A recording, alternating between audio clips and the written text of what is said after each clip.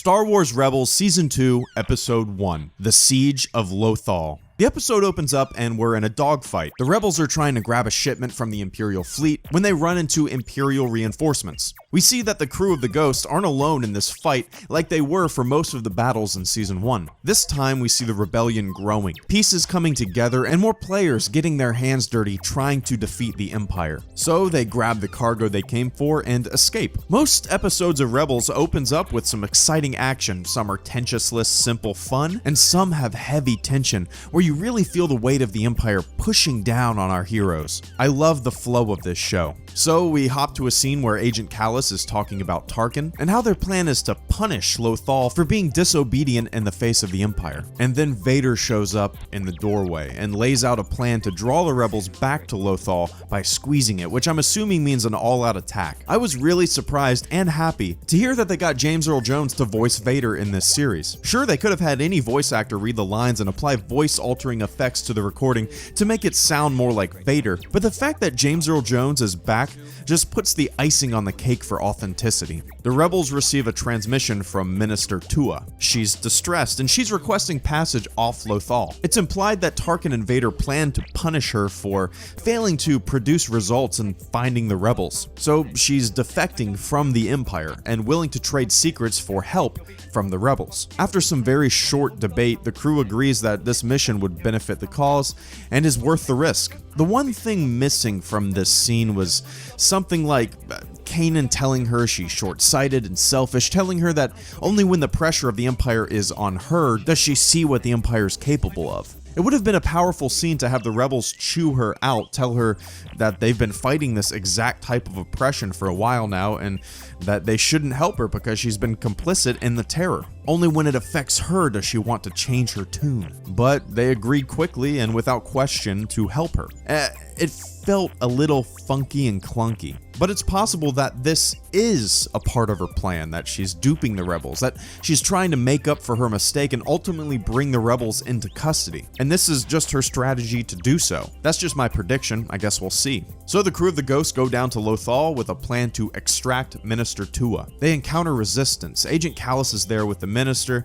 The rebels tell the Minister to go into the shuttle to evacuate, but when she enters, the shuttle explodes. So I guess we can assume she's dead unless this was all part of her plan, which I don't think it was now. She seemed quite sincere in her desire to escape. So the rebels take off and try to get away, but they are shot down. It becomes a foot chase. We cut to Vader telling Kallus that every ship attempting to leave Lothal should be destroyed. So far, seeing Vader in Rebels has really been nice. I was worried about it, honestly. I didn't think I wanted to see him, but they're doing a good job using him so far. Very subtle. Scenes meant to move along the story. He's not running around with a lightsaber gutting people. He's proposing strategy. I really hope they keep using him this way. The rebels decide that sitting around and hiding out isn't safe. So they decide that the last place the Empire will look for them is an Imperial base. There's a great scene where Ezra tries to use the Jedi mind trick on a stormtrooper and he fails, and then Kanan moves him out of the way and succeeds in changing the stormtrooper's mind. This was a nice touch. It shows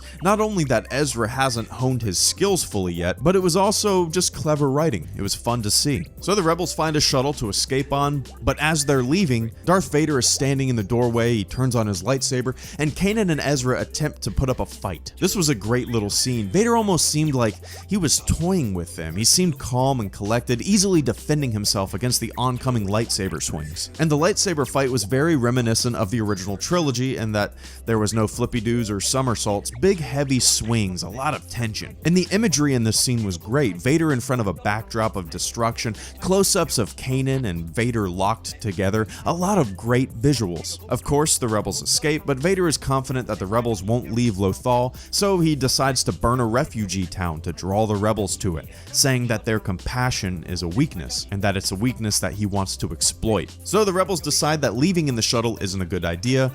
They figure they can smuggle themselves out, and they contact Lando Calrissian to help him out. He tells them that he's not on Lothal and they should go see his droid, and the next scene shows his droid, which I started laughing. Design-wise, it looks great, very old-school Star Wars feel, but the voice, man, the voice made me laugh.